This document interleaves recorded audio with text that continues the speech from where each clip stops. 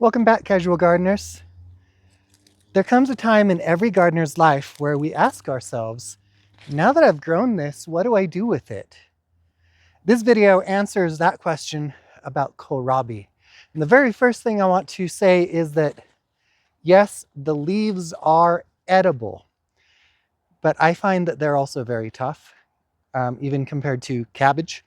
And so I generally don't eat them. We have tried using them to make an Indian saag, and it's almost as good as spinach, but we prefer spinach. So generally I'll feed the leaves to my chickens, who love them.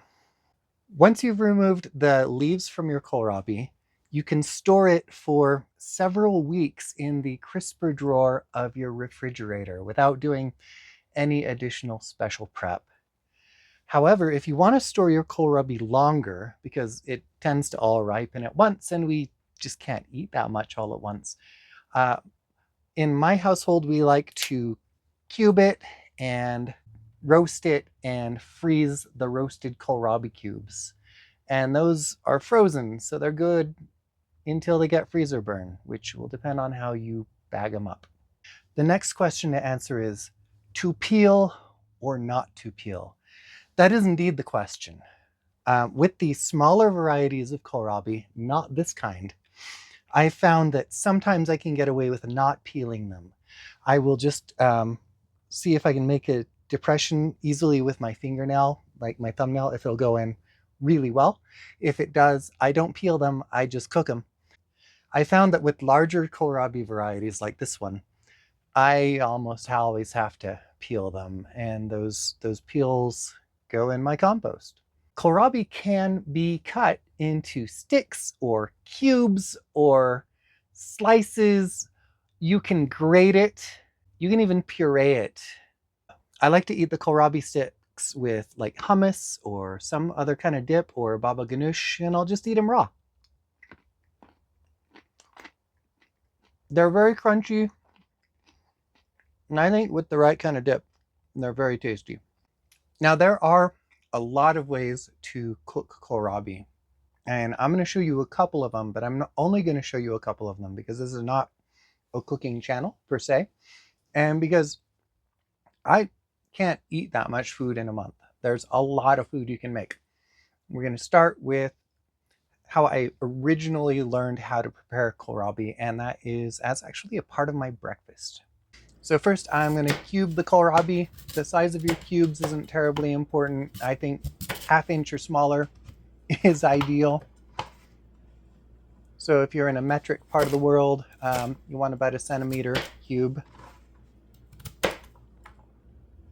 They don't have to be perfect cubes. They're going in breakfast. Once you've got your kohlrabi cubed, preheat your frying pan. Add the oil of your choice. I'm a little old school, so I like to use butter. And then I'm going to toss those kohlrabi cubes into the frying pan. Add some salt and pepper or the herbs and spices of your choice. And then go ahead and saute that kohlrabi until the surfaces start to caramelize. I want to see some golden brown on that kohlrabi. It brings out a really nice, rich flavor in the kohlrabi itself. Then I'm just going to break a couple of eggs into that and scramble it all together. Adding cheese is completely optional. I chose to do that today because why not? And then I'll serve that up plated with my favorite breakfast bread, and that is actually an amazing breakfast. It's full of protein, it's got a serving of vegetables, and you're ready for your day. You can also use your kohlrabi cubes roasted, as I already said when I was talking about storing them. You don't have to season them to roast them, but what I like to do is we'll cube them, toss them with your favorite oil, and either salt and pepper or salt and your other choice of herbs and spices.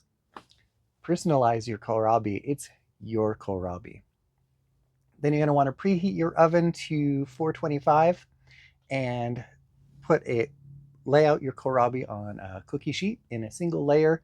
You may or may not choose to use parchment paper. It Depends on how much you enjoy scrubbing your cookie sheet.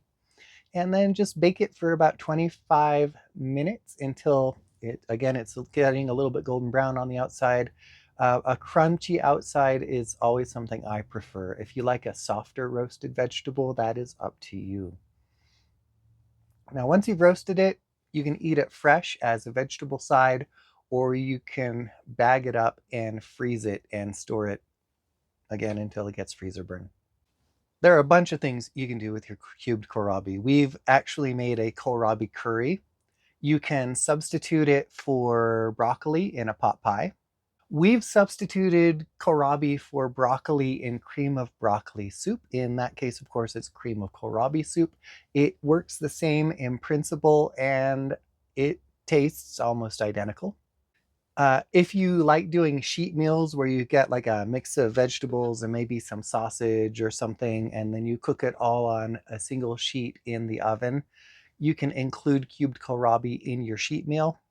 You can bake it into a casserole as an added vegetable as part of that casserole. I mean, really, you can use kohlrabi cubes anywhere you would use a broccoli stem. Now, if you're wanting to use grated kohlrabi for something, I have tried adding it just fresh and raw to some tacos, and it kind of disappeared into the taco. I didn't even notice it. So if you have like some vegetable averse kids and it's a texture issue, grated kohlrabi in a taco might be a great way to sneak a little vegetable into their diet. If you like to make a cabbage salsa, you can substitute in grated kohlrabi for some of that cabbage. You can take your grated kohlrabi and use it to prepare vegetable fritters. You can make kohlrabi noodles for a low-carb noodle meal.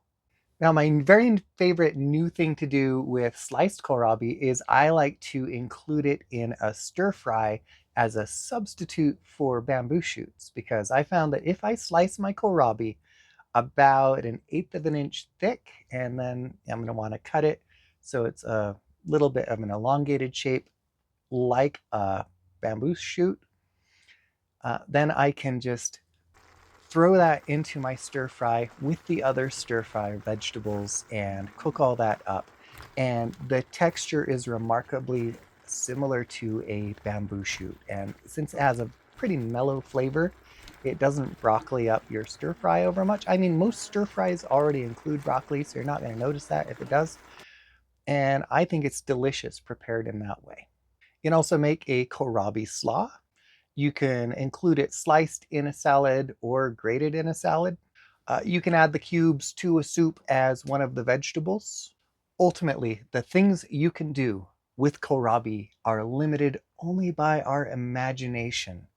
I hope that I've given you some ideas for what to do with this really bizarre looking vegetable that you can grow quite easily in your garden.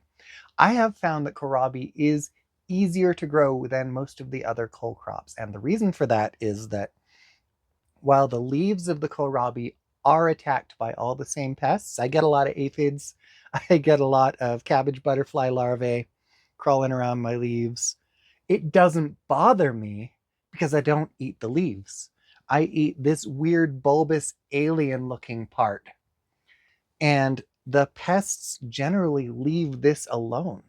It is not appetizing to them. It is too much work because they do not have kitchen utensils. And because of that, I vote this the easiest, nutritious cole crop to grow. And I hope that you will experiment with it in your garden. You can help everyone else who's watching this video out a lot. If you have a favorite use for kohlrabi, drop it in the comments, because there are just so many uses, and honestly, I'm too lazy to make a video that long. Don't forget to like this video and subscribe to my channel. Help a fellow gardener out. Thank you so much for joining me in my garden today. And as always, I hope you have a wonderful time in your own garden. I like to eat kohlrabi sticks. I like to eat the kohlrabi